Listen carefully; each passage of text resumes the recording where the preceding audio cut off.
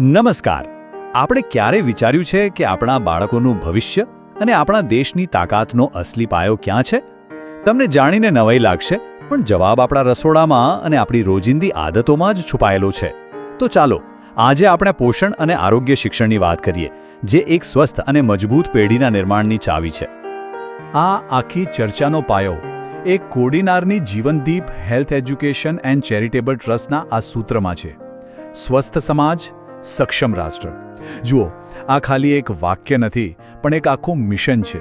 એ આપણને યાદ અપાવે છે કે જ્યારે સમાજનું દરેક બાળક, દરેક વ્યક્તિ તંદુરસ્ત હોય, ત્યારે જ આપણો દેશ ખરા અર્થમાં આગળ વધી શકે છે. તો આપણી સામે સૌથી મોટો પડકાર શું છે? આ કોઈ એક બે દિવસની સમસ્યા નથી. ના, આ તો એક એવું ચક્ર છે, એક એવું વમળ છે જે પેઢીઓથી આપણા પરિવારોને એની પકડમાં લઈ રહ્યું છે. ચાલો આ ચક્રને જરા ઊંડાણથી સમજીએ. જુઓ, આ છે કુપોષણનું આંતરપેઢી ચક્ર. એની શરૂઆત ક્યાંથી થાય છે? એક કુપોષિત બાળકીથી. એ મોટી થઈને એક નબળી કિશોરી બને છે. હવે આ જ કિશોરી જ્યારે માતા બને છે, ત્યારે એ સ્વાભાવિક રીતે જ ઓછા વજનવાળા બાળકને જન્મ આપે છે. અને બસ આ ચક્ર ફરીથી શરૂ થઈ જાય છે. આ એક એવી સાંકળ છે જેને તોડવી એ આપણા બધાની જવાબદારી છે. તો હવે સવાલ એ થાય કે આ આટલું મજબૂત ચક્ર છે, તો એને તોડીશું ક્યાંથી? એવો કયો સમય છે જ્યારે આપણે નાનકડો પ્રયત્ન કરીએ અને એની સૌથી મોટી અસર થાય? આ સવાલ જ આપણને સાચા જવાબ તરફ લઈ જશે. અને જવાબ છે પહેલા 1000 દિવસ. આ કોઈ સામાન્ય દિવસો નથી હો. આ સમયગાળો એટલે બાળકના ગર્ભધારણથી લઈને એના બીજા જન્મદિવસ સુધીનો સમય. વૈજ્ઞાનિકો આને જીવનની સૌથી મહત્વની ગોલ્ડન વિન્ડો એટલે કે સોનેરી તક માને છે. પણ કેમ આ 1000 દિવસ આટલા બધા મહત્વના કેમ છે? કારણ કે આ જ સમયગાળામાં બાળકના મગજનો લગભગ 80% વિકાસ થઈ જાય છે. વિચારો, આ સમયમાં મળેલું પોષણ અને કાળજી એના આખા જીવનની શારીરિક અને માનસિક ક્ષમતા નક્કી કરે છે. ઓકે, તો આપણે સમસ્યા સમજી લીધી અને એને તોડવાનો સાચો સમય પણ જાણી લીધો. તો હવે વાત કરીએ એના ઉપાયની. એવા શક્તિશાળી અને સાવ સરળ વૈજ્ઞાનિક ઉપાયો જે દરેક પરિવાર પોતાના હાથમાં લઈ શકે છે. સૌથી પહેલું અને સૌથી જરૂરી, પ્રોટીન. એને છે ને શરીરનું બાંધકામ જ સમજો. જેમ ઘર બનાવવા માટે સારી ઈંટો જોઈએ, બસ એ જ રીતે બાળકના શરીરના વિકાસ માટે, એના સ્નાયુઓ અને કોષો બનાવવા માટે પ્રોટીન અનિવાર્ય છે.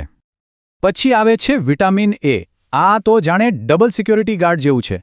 એક તરફ એ આપણી આંખોની રોશની તેજ રાખે છે અને બીજી તરફ શરદી ખાંસી જેવા ચેપ સામે લડવા માટે આપણા શરીરને અંદરથી મજબૂત બનાવે છે. અને હા, આયોડિન.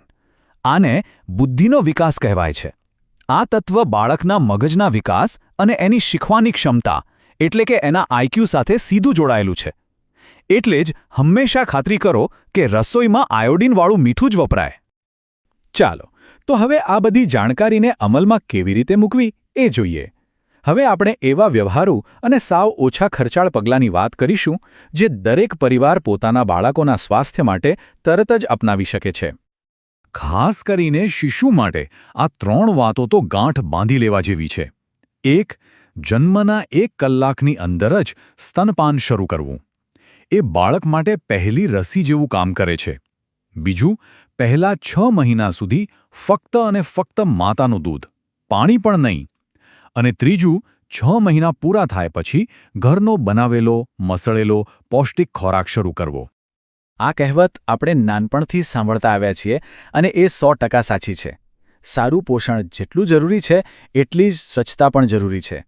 પાણી, સફાઈ અને સારી આદતો, જેને વોશ કહેવાય છે, એ બીમારીઓને દૂર રાખવા માટેનું સૌથી મોટું હથિયાર છે.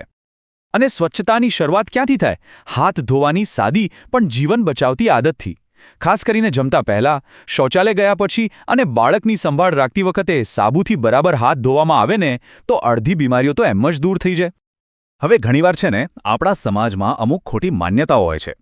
જેમ કે બાળક બીમાર પડે એટલે એને ખવડાવવાનું બંધ કરી દેવું. પણ હકીકત એનાથી ઉલટી છે. બીમારીમાં શરીરને લડવા માટે વધુ તાકાતની જરૂર પડે છે. એટલે એને વધુ પ્રવાહી અને નરમ ખોરાક આપવો જોઈએ. એવી જ રીતે બજારના મોંઘા ડબ્બા કરતાં ઘરે બનાવેલો તાજો, મસળેલો ખોરાક હંમેશા શ્રેષ્ઠ હોય છે. અને હા, એક વાત યાદ રાખજો, આ લડાઈમાં કોઈ પણ પરિવાર એકલો નથી. એમની મદદ માટે આંગણવાડીના બહેનથી લઈને સરકારી યોજનાઓ સુધીની એક મજબૂત સિસ્ટમ તૈયાર છે. ચાલો જોઈએ કે એ કઈ રીતે આપણને મદદ કરી શકે. આ છે મમતા કાર્ડ. સાચું કહું તો આ કોઈ સાધારણ કાર્ડ નથી. આ તો માતા અને બાળકના હેલ્થનો પાસપોર્ટ છે.